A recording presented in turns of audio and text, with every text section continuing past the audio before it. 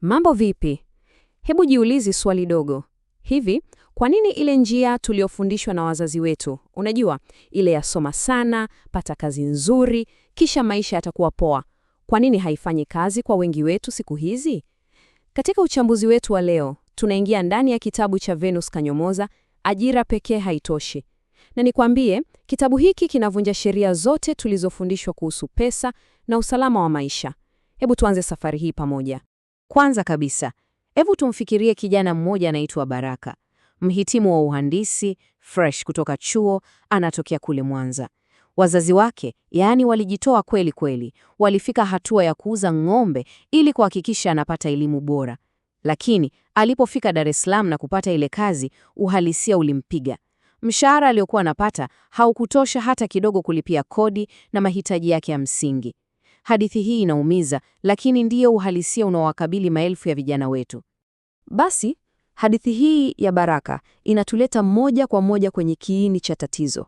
Ile formula ya zamani, ile ahadi tuliopewa na jamii kwamba ukisoma utafanikiwa, sasa imekuwa kama ahadi iliyovunjika. Haina uhakika tena. Hebu angalia hapa, tofauti ni kubwa sana. Upande mmoja tuna ahadi ya zamani ambayo wazazi wetu waliiamini, njia iliyonyooka kutoka shuleni hadi kwenye maisha salama. Lakini upande mwingine, huu ndio uhalisia wetu sisi: mishahara ambayo haikui, ajira ambazo hazina uhakika, na gharama za maisha zinazopaa kila kukicha. Hili pengo kati ya ahadi na uhalisia ndilo linalotuumiza wengi wetu. Na tatizo linaendelea kuwa kubwa zaidi. Fikiria hivi. Kila mwaka, vyuo vinazalisha jeshi jipya la wahitimu. Wote wanaingia mtaani, wakiwania nafasi zile zile chache za kazi. Ushindani umekuwa mkali kiasi kwamba ile shahada iliyokuwa kama pasipoti ya maisha mazuri miaka 30 iliyopita, sasa hivi imekuwa kama tiketi ya bahati nasibu tu. Unaweza ukapata au usipate. Sawa, hebu tuseme umepata hiyo kazi. Hongera, lakini tatizo halijaisha. Kwa kweli, ndio linaweza kuwa linaanza.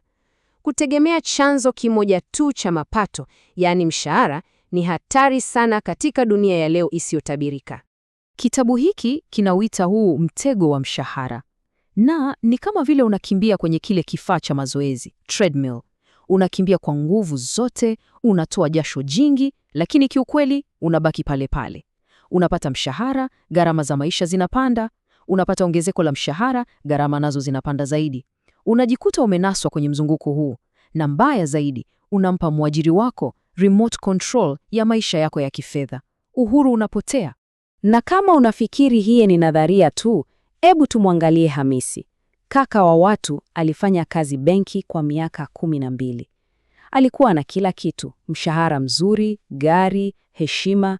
Lakini teknolojia ilipokuja na kubadilisha mambo, benki ilitangaza mabadiliko. Na ghafla tu, Hamisi akajikuta barabarani, hana kazi, akiwa na familia inayomtegemea. Hii inatuonyesha wazi kwamba hakuna kazi iliyo salama 100%. Sasa, nataka nikuulize wewe binafsi swali hili, na tafadhali uwe mkweli. Kama leo, sasa hivi, chanzo chako kikuu cha mapato kingekatika, ungesurvive vipi kwa miezi mitatu inayofuata? Jibu lako la uaminifu kwa swali hili litakuonyesha wazi kama na wewe umenaswa kwenye huu mtego wa mshahara. Lakini hapa ndipo mambo yanapobadilika. Hatuishi kwenye matatizo tu. Habari njema ni kwamba zile nguvu zinazoleta changamoto kama vile teknolojia na interneti ndizo zimefungua milango ya fursa mpya ambazo hazikuwepo kabisa kwa vizazi vilivyopita. Na hapa, kulingana na kitabu, ndipo siri kubwa ilipo. Unajua, tatizo letu kubwa sio ukosefu wa mtaji. Tatizo kubwa ni macho tuliyofundishwa kutumia. Mfumo wetu wa elimu umetufunga miwani ya mtafuta kazi, miwani inayotafuta bosi. Lakini tunachohitaji ni kuvua miwani hiyo na kuvaa miwani ya mtafuta fursa, miwani inayoona fursa kila mahali. Fikiria hili kwa umakini, hiyo simu unayoishika mkononi wako sasa hivi. Wengi wetu tunaiona kama kifaa cha kuperuzi Instagram na kupiga soga WhatsApp. Lakini ukweli ni kwamba umeshika ofisi, umeshika duka, umeshika chombo chenye nguvu ya ajabu. Uhitaji tena ofisi ya kifahari au mtaji wa mamilioni kuanzisha biashara. Vizuizi vyote vya zamani vimevunjwa. Okay, sasa tushajua tatizo na tumebadilisha mtazamo. Swali linalobaki ni unaanzaje sasa kutengeneza vyanzo vingine vya mapato? Hebu tuangalie ufumbuzi halisi. Kitabu kinatupa njia kuu tatu za kisasa. Kwanza, e-commerce, yaani kutumia intaneti kuuza bidhaa popote nchini au hata duniani. Pili, personal branding. Hapa ni wewe mwenyewe ndiye unakuwa bidhaa. Unageuza ujuzi wako kuwa biashara. Na tatu, network marketing. Hii inahusu kutumia nguvu ya mtandao wa watu unaowajua kujenga biashara. Hebu tuangalie mifano halisi. Mfano mzuri wa e-commerce ni Farida. Baba yake alikuwa na duka dogo la nguo Kariakoo. Badala ya kukaa na kusubiri ajira, Farida alichukua simu yake, akapiga picha nguo na kuzirusha mtandaoni. Na nini kilitokea? Ghafla, biashara ya mtaani mmoja ikageuka kuwa biashara ya kitaifa. Wateja walianza kupiga simu kutoka Mbeya, Arusha, Mwanza.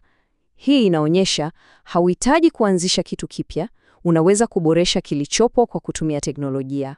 Sasa, personal branding ni nini hasa? Fikiria madaktari wawili. Wote wana ujuzi sawa.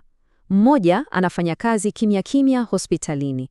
Mwingine kila siku anatumia dakika 15 kuelimisha watu kuhusu afya kupitia mitandao ya kijamii. Baada ya mwaka mmoja, ni daktari yupi atakuwa anajulikana zaidi, anaaminiwa zaidi na anapata fursa nyingi zaidi? Huyo wa pili bila shaka. Hiyo ndiyo nguvu ya personal branding. Ni kujulikana kwa ubora wako. Sawa, baada ya kuona haya yote, najua swali lako kubwa ni, okay, nimekuelewa. Sasa naanzia wapi? Sehemu hii ya mwisho inakupa ramani ya wazi kabisa ya jinsi ya kuanza. Kitabu kinatoa hatua 4, lakini sikiliza kwa makini. Hatua ya kwanza ndio muhimu kuliko zote. Anza na kwa nini yako. Sio nini unataka kufanya, bali kwa nini unataka kufanya. Unataka kumsaidia nani? Unataka upate uhuru wa aina gani? Hiyo sababu ya ndani ndio itakuwa mafuta yako safari itakapokuwa ngumu. Baada ya hapo, fanya utafiti, jifunze ujuzi mpya na muhimu zaidi, chukua hatua. Anza sasa hivi. Hata kama ni kidogo, anza. Kuna msemo mzuri sana kwenye kitabu unaosema, mti bora ulipaswa kupandwa miaka 10 iliyopita. Wakati bora wa pili ni leo. Yaani ujumbe uko wazi. Acha kuahirisha. Usiendelee kusema nitafanya kesho. Wakati sahihi wa kuanza safari yako ya mabadiliko ni sasa hivi. Kwa hiyo, tunakuacha na swali hili la msingi, ambalo ni la kwako binafsi. Zaidi ya pesa, zaidi ya biashara, swali ni, kwa nini hasa wewe unataka kufanya hili? Jibu lako la kweli kwa swali hilo ndio dira yako, ndio kila kitu. Na kama unataka mwongozo zaidi wa jinsi ya kulijibu na kuanza safari yako, basi kitabu Ajira Pekee Haitoshi ni mahali sahihi pa kuanzia.